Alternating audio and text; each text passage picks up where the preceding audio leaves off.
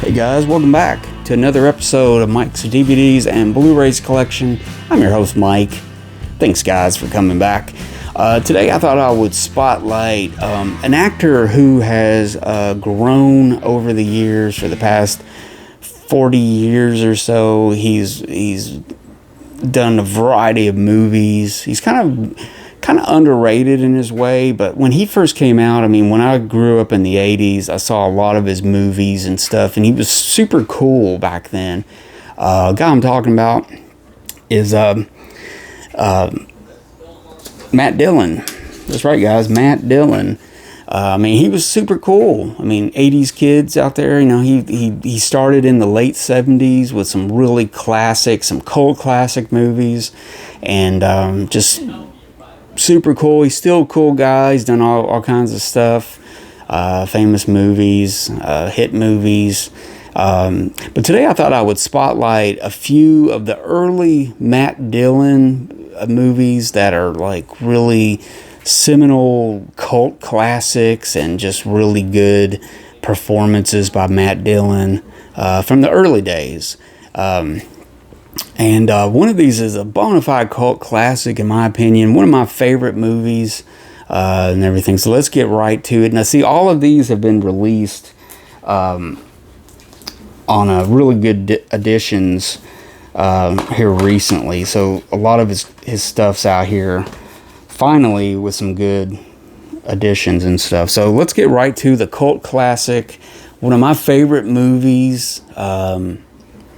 Big time fan of this movie. And Arrow Films released a really killer release of this. I think it was last year, or maybe it was the end of 2020. But anyways, they put out a killer edition of it. It's got a great 7-part documentary on this film. Interviews with most of the cast and directors, and everybody's returned. I mean, it is loaded with special features, guys. I think it even has a like a TV edition of it, like I believe. But yeah, it's got a lot of cool stuff on here. The movie I'm talking about, this came out in 1979, I believe. Over the Edge. Now, this is a big movie for a lot of people. I know Just the Discs, Brian Sauer, he's a big fan of Over the Edge, as am I, obviously. Love this movie. I mean, this movie is loaded with extras on this edition from Arrow. And actually I had accidentally ordered 2 copies back when this came out, directly from Arrow, and instead of sending one back, I hooked up my friend Carlos, Eastwood for Life fan. I sent him a copy out that kind of turned him on to the movie, because I don't think he's ever seen it and stuff. So maybe he'll make a video one day talking about it and stuff. But anyways, love this movie. It has so much cool stuff. This has a really nice slipcase on it. This is the British edition. This is the UK edition, but it's all region. This is all region unlocked, so you should be able to see it. But great movie. It's about some kids, man, just wilding out in this little California town in the late 70s. They don't have nothing to do. All they got is drugs and music and hanging out at this rec center. And everything, and they're kind of hassled by this cop who hassles them, and it all culminates in this big thing that happens at the school where the kids just go berserk. Really cool movie, highly rewatchable, everything. So Over the Edge, you guys got to check that out. Check it out for me. Next up, we got a couple of movies from Francis Ford Coppola. And now you know what movies I'm going to talk about. Now, these 1982 and 83, Matt Dillon worked with Francis Ford Coppola on a pair of movies that are night and day different, but have the similar cast. It's got the same cinematographer. same director. One's color, one's black and white. But let's go into the new release. This came out last year, or this. Well, no, this came out I think a while ago, actually. But this is a 4K edition of The Outsiders, and it's new to me because I just recently got it. But yeah, this is the 4K digital code edition of The Outsiders through Warner Brothers. This is known as the complete novel. It's got the original long version of The Outsiders, and then it's got the theatrical, or the, I guess more of the TV copy of it. Or the theatrical version is what I'm trying to say. It's got the theatrical, and then it's got the complete, like, I'd say, oh, my nose itches, director's cut of the movie, which is, man, it's a classic. I just rewatched this recently. I didn't watch the 4K yet. I'm going to watch that soon again, but one of my kids has it in school, and we kind of watched it, kind of showed it to him and stuff, and really enjoy this movie still. I mean, the novel by S.E. Hinton still touches a nerve with kids today after all these years of it. You know, me growing up as a kid, and I think reading it in school too. And it's just funny and ironic how each generation this novel can still touch the kids, you know, with what they go through as teenagers and everything, which is really cool. The Outsiders, such a great movie. I mean, it has a who's who of 80s, you know, actors, you know, kids that were going to be big, you know, Ralph Macchio, C. Thomas Howell, you got Rob Lowe and Emilio Estevez, Tom Cruise has a small part. Of course, you got Mr. Dirty Dancing himself, Patrick Swayze's in it as the older brother. Such a great movie, phenomenal cast, great movie by Francis Ford Coppola. This is the edition to get, if you can, the 4K. And I just wanted to show, this is my older DVD edition of it. I just wanted to throw that in for poops and giggles, I guess. I got it on Laserdisc too, the same edition, but I thought this was cool. Always held on to it because of the Zoetrope Studios logo and the kind of the rainbow square thing there and stuff. And this is just one I've had forever. First getting DVDs and stuff and everything. So there you go, guys. The Outsiders, 1982 S.E. Hinton movie or novel directed by Francis Ford Coppola. And finally, guys, this is that second movie that Francis Ford Coppola worked on with a lot of the similar cast, cinematographer, a lot of the same crew, basically.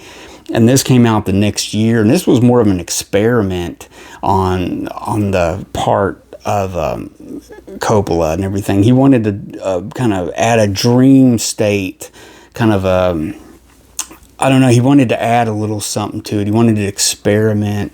And this is geared towards kids at the time, and he shot it in black and white, which a lot of people gave him some static about, that, you know, kids aren't going to watch this if it's in black and white and everything. But great movie. Rumblefish, of course, Matt Dillon in both movies. Matt Dillon was in, and I think Matt Dillon is one of the biggest standouts on The Outsiders, next to C. Thomas and Ralph Macchio and stuff. Really good standout. But this is the Criterion Collection Blu-ray edition of Rumblefish. This is number 869.